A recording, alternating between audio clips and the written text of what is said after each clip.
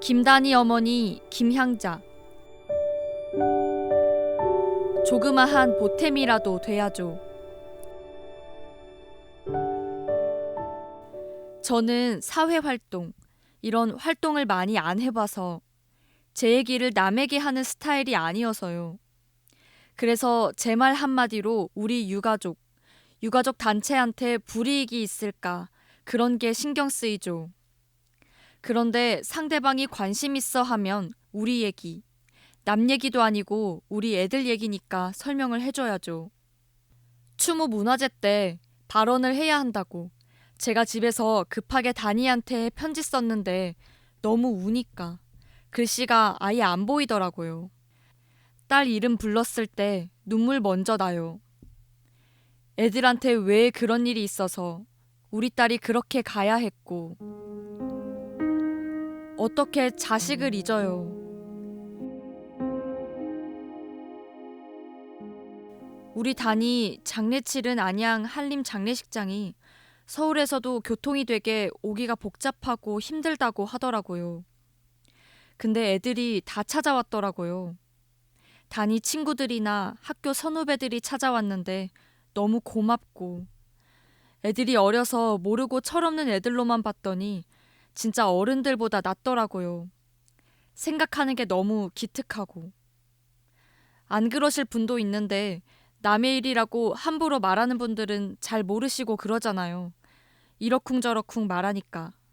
어쩐 일, 누구 이름 어쨌네 저쨌네. 저 같은 경우는 일주일 휴가를 주더라고요. 일주일 만에 어쩔 수 없이 출근했는데 어떤 분이 그러더라고.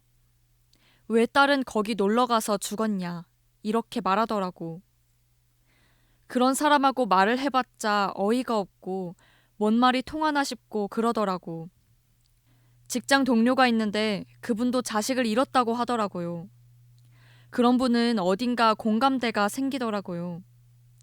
이렇게 따뜻하게 말이라도 어떻게 하냐 이렇게 하며 손이라도 잡아주면 위로가 되는데 다른 사람이 말하면 불편하더라고요. 친정에서도 단이 외할머니가 이상한 말 들었을 때 너무 화가 나셔서 동네 분들하고 많이 싸웠다더라고요. 그런 소리 듣기 싫어서 제가 거기서 하자고 했죠. 지금도 그것은 잘했다고 생각해요. 우리 애들 사건은 참사는 왜곡된 게 많잖아요. 방송에서도 그렇게 하니까. 사람들은 그걸 그대로 그렇게 믿고 있는 것 같아요. 안 그런 사람도 있겠지만 보통 사람들은 그냥 내일 아니니까 그렇게 생각하는 것 같아요. 부모님한테도 말 이렇게 못하겠어요. 힘들어 하시니까. 부모님은 저 힘들어서 잊으라고 하는데 저는 그 말 자체가 싫어요. 어떻게 자식을 잊어요. 죽을 때까지 못 잊지. 저는 우리 딸 보내고 나서는 진짜 사는 게 지옥 같아요. 세월이, 시간이 빨리 흘러갔으면 좋겠어요. 딸 보고 싶으니까요. 단이 아빠도 힘들어하는 것 같은데 별로 이렇게 내색을 안 해요. 원래 표현을 잘 안 하세요. 딱 할 말만 하지만 그래도 한마디씩 하면은 저렇게 크구나, 상처가 크구나 그런 생각이 들어요. 이상하게 시간이 흐르면 흐를수록 딸 생각 많이 나더라고. 더 보고 싶고. 특히 밥 먹을 때. 단이하고 터울이 8살 차이 나는 고3 남동생도 대학 가르쳐야 하잖아요. 더군다나 부모님도 챙겨야 하니까 생계를 무시 못하겠더라고요. 시댁 같은 경우는 연세가 다 80대 중반이시거든요. 얼마 전에 단이 큰아빠도 돌아가셨거든요. 전에는 일요일 날 가끔 동네 산에 함께 가는 제 친구도 있는데 아직도 그 친구 연락 안 해요. 연락 오는데 아직은 불편해서 나중에 시간 되면 만나자고 해요. 동네에 산이 있는데 운동 삼아 쉬는 날이면 가끔 1시간, 2시간 이렇게 돌고 오고 했는데요. 그것마저도 하기 싫더라고요. 1년이 다 돼가는데도. 직장 가고 분향소 오고 아직 다른 사람 만나기가 불편해요. 만나면 이제 단이 생각나고 그 사람들이 무슨 생각을 하나 싶고 그런 게 염려가 돼요. 아직은 그래요. 시간이 흐르면 어쩌려나 몰라도. 그냥 지나칠 뻔했구나. 다니 아빠가 전주 분향소에 있는데 효균이 아버님이 연락 온다고 그러더라고요. 처음에는 우리는 한 몇 주는 안 나왔던 것 같아요. 이런 단체 활동도 잘 모르고 이런 걸 하면 죽은 애가 다시 돌아오나 싶고 그런 생각이 들더라고요. 장례 치르고 나서 얼마 안 돼서 남동생이 그러더라고. 누나, 유가족 협회 이런 단체가 있는데 가서 다니가 왜 갔는지 만나보고 그러라고 하더라고요. 누나 마음 가는 대로 하시라고. 다른 동생들도 그러더라고요. 그래서 만나니까 유가족분들이 따뜻하게 맞이해 주셔서 감사했던 것 같아요. 그때 상황 얘기를 물어봤죠. 어땠냐고. 사고 당시 얘기. 그때 애들 얘기를 물었죠. 사고 당시 얘기를 아무도 안 해주니까. 저는 TV를 못 봤어요. TV를 못 보겠더라고요. 그래서 유가족 말씀 들어보니까 내가 모르고 그냥 지나칠 뻔했구나. 그런 생각이 들더라고요. 우리 형제들보단 유가족들하고 얘기가 편해요. 제가 얘기하다가 울고 그러면 동생들도 따라서 우니까 그것도 힘들 것 같아요. 그래도 마음 편하게 얘기할 수 있는 것은 유가족, 여기 언니들이랑 얘기하는 게 그래도 부담 안 가고 마음 편해요. 우리 애기 얘기를 쉽게 할 수 있고 물어볼 수도 있고요. 우리 유가족은 누구 자식이 아니라 모두 자식 같기 때문에 다들 똑같이 챙겨주는 것 같아요. 다른 분들도 다니 챙기고 저도 누구 없으면 다 챙기듯이 다 그렇게 하는 것 같아요. 모든 걸 이해하시고 배려하시는 것 같아요. 우리 집은 시골이니까 야채랑 넉넉하니 많으니까 갖고 와서 나눠 먹기도 하고 그래요. 다니 아빠 서울에 계신 친구분들은 우리가 분향소에 간다 그러면 꼭 오시고 식사라도 하라고 봉투 주시고 하면 그 돈을 다니 아빠는 유가족분들하고 식사하고 오시고 그러더라고요. 다니 아빠는 자영업 하세요. 그러니까 부안에서 가게 하루 이틀 비워놓으면 안 되니까요. 저도 일 다니고 일요일만 쉬어요. 언제 봄에 한번 6시 반까지 전주 추모제에 오려고 5시인가 조퇴를 했어요. 근데 퇴근 시간에 도로가 막히더라고요. 그래서 거의 끝날 무렵 7시에 도착했어요. 직장 다니는 한 행사가 있다고 해도 일하다 말고 조퇴 말하기도 어렵더라고요.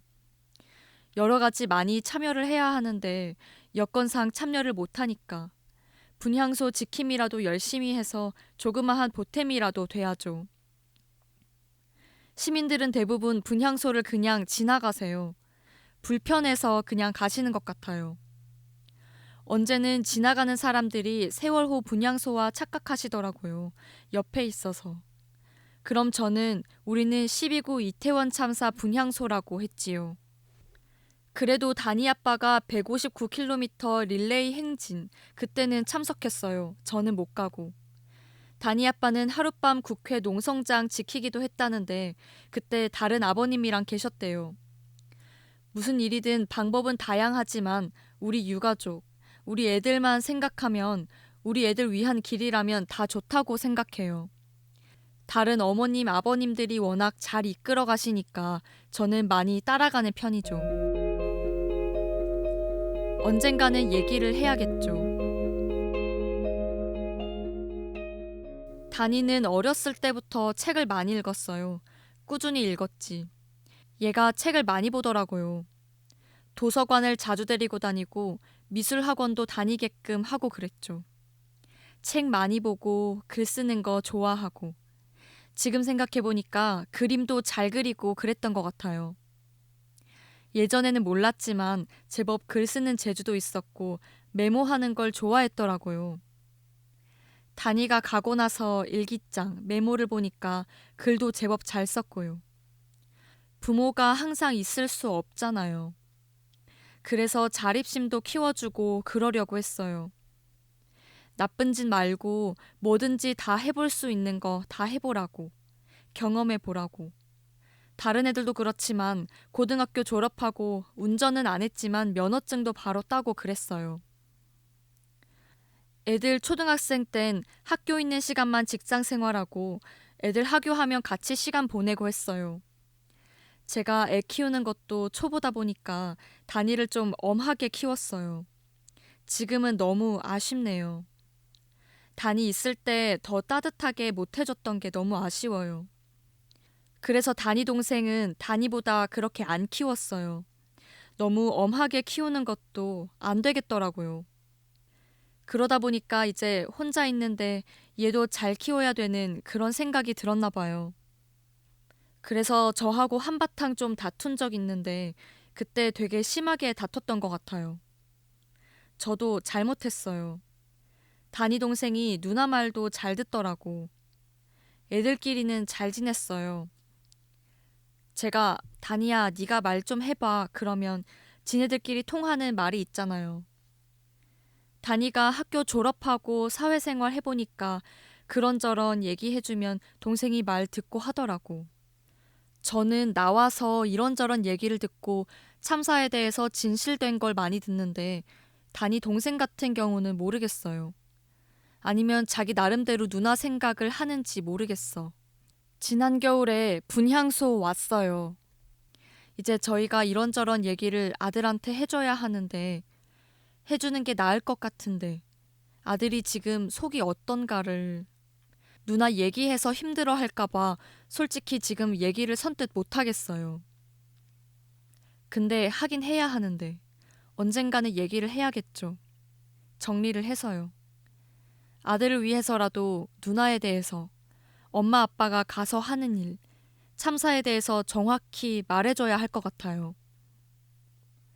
제 밑으로 남동생 둘, 여동생 둘이 있거든요. 단이가 첫 조카니까 이모나 삼촌들은 예뻐했고 제가 못했던 부분을 많이 이모 삼촌들이 채워줘서 다행이에요. 좋은 것도 사주고 맛있는 것도 사주고 저 대신 많은 걸 해줘서 지금 생각하면 너무 미안하고 고맙더라고요. 여동생하고 남동생이 인천에 있어요. 그러니까는 서울에서 하는 총회 같은 거 가야 하는데 우리가 못 가니까 동생이 대신 많이 참석해요. 갔다 와서 얘기해주고 그래요. 분향소 지킴이 같은 경우도 동생들이 대신 서줘요. 서울 분향소도 이제 거의 한 달에 한 번씩 유가족들이 하잖아요. 하는데 저도 2번인가 갔는데 벅차니까 동생들이 번갈아 가면서 서주더라고요. 신경 쓰지 말라고 우리가 할 테니까 했어요. 큰일을 겪으면서 동생들이 그렇게 해주니까 너무 고맙더라고요. 저번에 국회 보내는 엽서 쓰는데 동생이 글 하나 얼른 써서 보낸 거 있거든요. 제가 정리가 안 되니까 동생이 해줬는데 마음에 들더라고요. 일본에 있는 동생이 잘 써요. 표현력이 부족해서 제가 하고 싶은 말을 동생이 대신 해줘서 참고해 보냈어요. 정부 상대로 이렇게 글로 표현하는 것도 처음이에요. 행안위원님 안녕하십니까? 저는 이태원 참사 희생자 김단희 이모입니다. 참사가 일어난 지 300여일이 지났습니다. 저희 유가족은 진상 설명도, 이태원 특별법 제정을 비롯하여 아무런 설명도, 결과도 얻지 못하고 있습니다. 전 정치적 정쟁을 원하지도 않습니다. 그저 대한국민으로서 기본적인 권리인 알 권리와 국가로부터 보호받을 권리를 원합니다. 그것뿐입니다. 억울하게 떠난 제 조카와 158명의 억울함을 유가족이 납득할 수 있는 유일한 방법은 이태원 특별법 제정이라고 생각합니다.